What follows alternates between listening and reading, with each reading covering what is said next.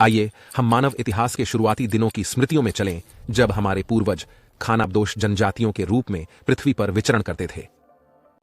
एक पल के लिए विचार करें कि दृष्टिबाधित लोगों के लिए जीवन कैसा रहा होगा। उन भाग्यशाली लोगों के लिए जिन्हें केवल मामूली दृष्टि संबंधी समस्याएं हैं, वे शायद बहुत अधिक कठिनाई के बिना अपना रास्ता तय कर सकते थे।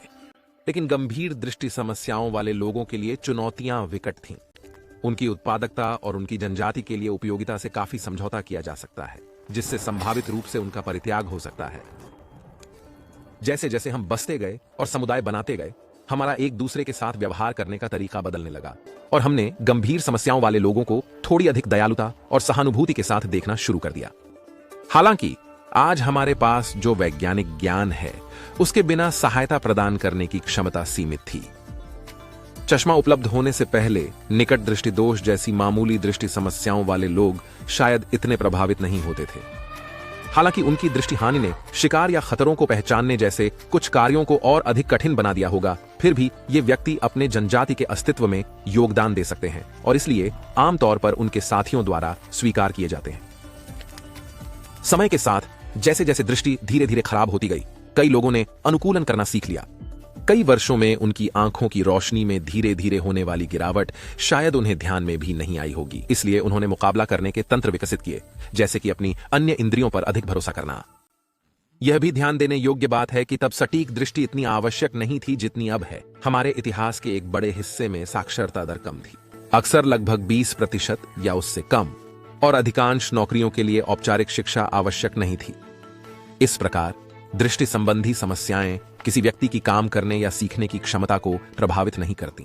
अधिकांश लोगों से ऐसे कार्य करने की अपेक्षा नहीं की जाती थी जिनके लिए असाधारण दृष्टि की आवश्यकता होती थी। इसलिए जब तक वे अपने कार्यों को पूरा कर सकते हैं, तब तक वे अपना काम पूरा कर सकते हैं, जो प्रायः शारीरिक श्रम के रूप में होगा।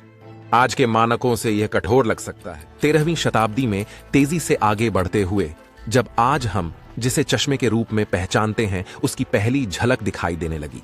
चश्मे के ये शुरुआती संस्करण मूल रूप से सिर्फ आवर्धक लेंस थे, जो केवल पढ़ने के कार्यों में मदद करते थे। जैसे जैसे सदियां बीतती गईं, चश्मा और अधिक जटिल होता गया और 17वीं और 18वीं शताब्दी के आसपास जैसा हम आज पहचानते हैं, वैसा ही दिखने लगा। आइए अब चश्मे के दिलचस्प इतिहास पर थोड़ा नजर डालते हैं। उनकी यात्रा पूरी होने तक अनगिनत दूरदर्शी लोगों और उनके आविष्कारी विचारों से भरी कई शताब्दियां लगीं। हालांकि पहनने योग्य चश्मे का आविष्कार किसने किया, इसका रहस्य अभी भी अनसुलझा है। हम जानते हैं कि हमारे प्राचीन मित्र रोमन कांच के जादू और छोटे पाठ को बड़ा करने की इसकी शक्ति को जानने वाले पहले व्यक्ति थे। अनेक आवर्धक चश्मों को जन्म देना। 13वीं शताब्दी में इटली की ओर तेजी से आगे बढ़े, जहां हमें दर्ज इतिहास में सबसे पहले पहनने योग्य चश्मा मिला। इनमें कुशल ग्लास ब्लोअर द्वारा तैयार किए गए अल्प विकसित लेंस थे, जिन्हें लकड़ी, चमड़े या कभी कभी जानवरों के सींग से बने फ्रेम में डाला जाता था और चेहरे तक रखा जाता था या नाक पर संतुलित किया जाता था। जैसे जैसे पुनर्जागरण के दौरान तकनीक में सुधार हुआ, ये उपकरण अधिक सामान्य हो गए। प्रारंभिक दृष्टि परीक्षणों के आधार पर जैसे जैसे उनकी लोकप्रियता बढ़ती गई, इतालवी ग्लास ब्लोअर ने अलग अलग मोटाई के लेंस तैयार किए। इन चश्मों ने इटली से यूरोप के बाकी हिस्सों तक अपनी यात्रा शुरू की, जो उन लोगों के लिए एक लग्जरी सहायक उपकरण बन गए जो उन्हें खरीद सकते थे। पुनर्जागरण के दौरान ज्ञान को दिए गए महत्व को देखते हुए चश्मा बौद्धिक कौशल और धन का प्रतीक बन गया। कुछ समय के लिए ऐसा लग रहा था कि आई ग्लास तकनीक एक पठार पर पहुंच गई है। आगे की अगली महत्वपूर्ण छलांग 17वीं शताब्दी तक नहीं हुई, जब चश्मा मंदिरों की शुरुआत के साथ हाथों से मुक्त हो गया, जो वर्षों तक बढ़ा। इन आधुनिक चश्मों के सबसे उल्लेखनीय उदाहरणों में से एक आविष्कारक बेंजामिन मार्टिन द्वारा डिजाइन किया गया मार्टिन मार्जिन है। आज इन चश्मों की संग्राहकों द्वारा अत्यधिक मांग की जाती है, लेकिन वे मजबूत फ्रेम द्वारा एक साथ रखे गए अधिक सटीक और पतले लेंस की खोज में अग्रणी थे। एक बार जब ग्लास साल भर के लिए तैयार हो जाता है, तो उनके विकास में गति आने लगती है। यहां तक कि बेंजामिन फ्रैंकलिन ने भी बाइफोकल लेंस का आविष्कार करके इस तेजी से विकास में योगदान दिया, जो निकट और दूर दृष्टि समस्याओं से जूझ रहे लोगों के लिए एक अच्छा समाधान था। उन्होंने बड़ी चतुराई से 2 लेंसों को काटा और उन्हें एक फ्रेम में मिला दिया। लगभग उसी समय कैंची चश्मे ने लोकप्रियता हासिल की। ये अनिवार्य रूप से जेब के अनुकूल चश्मे थे, कैंची की एक जोड़ी की तरह मोड़ने योग्य थे और उन क्षणों के लिए बिल्कुल सही थे जब आपको किसी महत्वपूर्ण चीज पर तुरंत नजर डालने की आवश्यकता होती थी। कुछ सज्जन हर समय चश्मा पहनने से रोमांचित नहीं थे, इसलिए ये कॉम्पैक्ट चश्मा सही समाधान थे। 19वीं सदी आते आते चश्मे अभी भी हस्तनिर्मित थे और हर किसी की पहुंच में नहीं थे। लेकिन आगामी औद्योगिक क्रांति के लिए धन्यवाद, फ्रेम और लेंस दोनों का बड़े पैमाने पर उत्पादन क्षितिज पर था। मेहनती लोगों के लिए अपनी दृष्टि को सही करना आसान बनाना। 18वीं शताब्दी की शुरुआत में कलंक को ठीक करने के लिए डिजाइन किए गए अद्वितीय बेलनाकार लेंस की शुरुआत भी देखी गई। 20वीं सदी में चश्मा दृष्टि की आवश्यकता से फैशन सहायक के रूप में परिवर्तित होने लगा। विभिन्न आकृतियों, सामग्रियों और रंगों वाले फ्रेमों की एक श्रृंखला ने बाजार में बाढ़ ला दी, जिससे पहनने वालों को ऐसे चश्मे चुनने की अनुमति मिली जो उनके चेहरे के आकार, आंखों के रंग या यहां तक कि उनके पहनावे से मेल खाते हों। उदाहरण के लिए थियोडोर रूजवेल्ट को लें। उन्होंने बिना ईयरपीस के चश्मा पहना था जो नाक पर क्लिप के साथ लगा रहता था।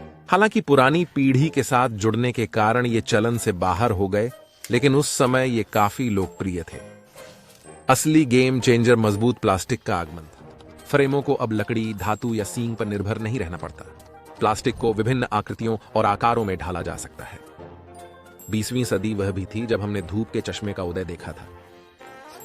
जबकि यह विचार 12वीं शताब्दी के दौरान एशिया में पैदा हुआ था, उनका मूल उद्देश्य अदालत में न्यायाधीशों की अभिव्यक्ति को छिपाना था, दृष्टि में सुधार या सूर्य से बचाव के लिए नहीं। कई निर्माताओं ने रंगीन लेंसों के साथ खिलवाड़ किया, लेकिन सुरक्षात्मक कारणों से नहीं। हालांकि जल्द ही कुछ चिकित्सीय स्थितियों के कारण, प्रकाश की संवेदनशीलता के कारण रंगा हुआ धूप का चश्मा लोकप्रिय हो गया। इस चलन ने तेजी से पकड़ बनाई और 1920 के दशक के अंत तक न केवल धूप से सुरक्षा के लिए बल्कि चमक को कम करने के लिए भी धूप के चश्मे का बड़े पैमाने पर उत्पादन किया जाने लगा। 80 का दशक हमारे लिए प्लास्टिक के लेंस लेकर आया, जिनके टूटने की संभावना कम थी और उन्हें उनके ग्लास समकक्षों की तुलना में हल्का और पतला बनाया जा सकता था। और नवप्रवर्तन यही नहीं रुका।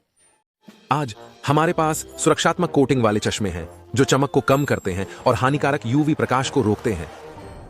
यह भले ही आकर्षक हो, एक और दिलचस्प खोज दृष्टि समस्याओं से प्रभावित लोगों के प्रतिशत से संबंधित है। कुछ अध्ययनों से पता चलता है कि अतीत में अदूरदर्शिता या निकट दृष्टि इतनी व्यापक नहीं थी जितनी आज है। सच तो यह है कि हमने इस स्थिति से पीड़ित लोगों की संख्या में बेतहाशा वृद्धि देखी है। अनुमान यह भी बताते हैं कि 2050 तक ग्रह पर हर दूसरा व्यक्ति निकट दृष्टि दोष से पीड़ित हो सकता है।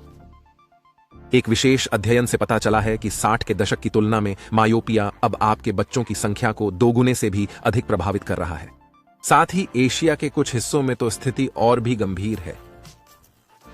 जहां दुनिया भर में डॉक्टर और शोधकर्ता इस समस्या की जड़ का पता लगाने की कोशिश कर रहे हैं, वहीं कुछ लोग इसे किसी महामारी से कम नहीं बता रहे हैं। सिद्धांत कई हैं, जिनमें से कुछ आनुवंशिकी या स्क्रीन से चिपके रहने और किताबों में दबे समय में वृद्धि पर उंगली उठाते हैं। लेकिन फिर ऐसे अन्य वैज्ञानिक भी हैं जिन्होंने बाहर कम खेलने वाले बच्चों और मायोपिया विकसित होने की संभावना के बीच एक संबंध देखा है, चाहे जो भी इस स्थिति को बढ़ावा दे रहा हो। यह कहना उचित है कि पुराने दिनों में निकट दृष्टि दोष संभवतः उतने लोगों को प्रभावित नहीं करता था जितना आज करता है। निकट दृष्टि दोष के लिए चश्मे के अपेक्षाकृत हाल के आविष्कार से पता चलता है कि अतीत में यह इतना गंभीर मुद्दा नहीं था। हो सकता है कि लोगों ने अपनी अदूरदर्शिता को बेहतर ढंग से प्रबंधित करने के लिए अपनी जीवन शैली को समायोजित करने के तरीके ढूंढ लिए हों, या शायद खेल के मैदान को समतल करने के लिए तकनीकी समाधानों की तलाश के बजाय लोगों की दृश्य क्षमताओं के अनुरूप नौकरियों पर अधिक जोर दिया गया हो। आज के लिए बस इतना ही। तो अगर आपने अपनी जिज्ञासा शांत कर ली है तो वीडियो को लाइक करें और अपने दोस्तों के साथ शेयर करें।